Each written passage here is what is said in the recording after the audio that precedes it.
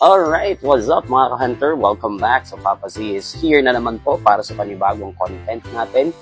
Kung gusto niyo ng mga gantong usapan, interesado kayo sa mga topic ni Papa Z, sa mga buhay-buhay, follow niyo po si Papa Z sa TikTok natin at Papa Zordic or Zordic Rules. Sa YT naman po natin, Papa Zordic. And yung yung official page po ni Papa Z na Papa Z. Follow niyo lang po, alright? Now, let's start. Ano ba yung topic ni Papa Z? So, meron kasi tayong ka-hunter na nag-message kay Papa Z. Sabi niya, Papa Z, ano po ba yung gagawin ko? Yung partner ko kasi is konting kibot lang, post ng post na sa social media. Konting away, post sa social media. Maraming makaka-relate dyan. For sure. Diba? Maraming ganyan eh. And ang nakakalungkot pa niyan, minsan, pati yung lalaki, nahahawa na. Diba? Kasi of course, ang reason kasi kung bakit nagpo-post sila ng ganyan is to get sympathy. So, humihingi sila ng simpatya sa ibang tao, kaya sinishare nila yung mga nangyayari sa buhay nila. Which is very wrong. Again, point of view lang ni Papa Zito. So, syempre, feeds niya yan. So, Facebook niya yan. Malaya kayong gawin yung gusto niyong gawin. And for Papa Z naman, malaya naman akong ibigay yung point of view ko. Okay? Huwag niyo ako ibabash. Point of view lang ni Papa Zito. Okay? So, para sa akin kasi, ekis yan. Ekis yung pagpo-post ng mga away, ng mga private na nangyayari sa buhay ng mag-asawa or ng mag-partner, boyfriend, girlfriend yan. Maling-mali. Unang-una, sige, nag-away kayo, pinost mo.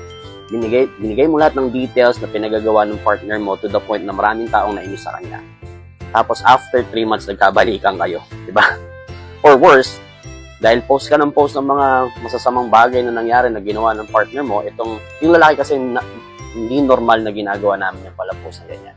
Nangyayari lang yan, of course, kasi yung lalaki is masyadong nasiraan mo. Ang way niya lang para ma-explain yung sarili niya is to post din. Kasi nag-post ka, so magpo-post din yan.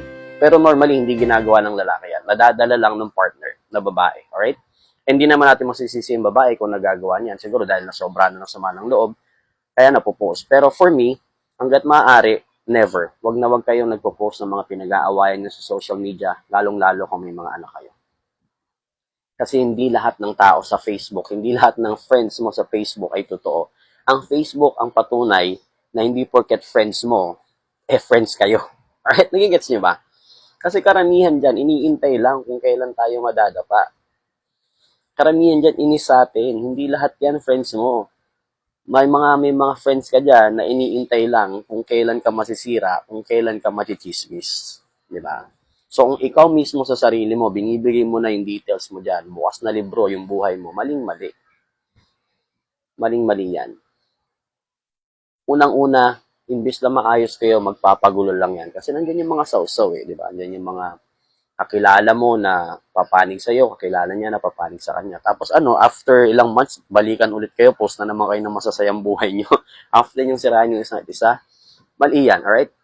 Sa'yo naman ka-hunter, ang advice ko sa'yo, hindi naman siguro, ang mga babae kasi matiisin yan sila. Magtitiis at magtitiis siya hanggat maaari. Pero, pag napuno, yun na nga, nakakagawa sila ng mga bagay na hindi naman nila talaga gusto. Dala lang ng emosyon. Ang babae, nagbabase lahat yan sa ginagawa nila based on emotion. Hindi kagaya natin mga lalaki yan na kaya nating baliwalain yung emosyon natin. Right? Ang babae, hindi. Lahat ng kilos at galaw niyan, emosyon ang gumagana. So, at some point, intindihin natin, kausapin mo siya na sana wag ganun. Lahat naman nadadala sa usap eh. Pero ang point ko lang is, never sa mga gumagawa ng ganun na pala post ng mga nangyayari sa boy, stop it, alright?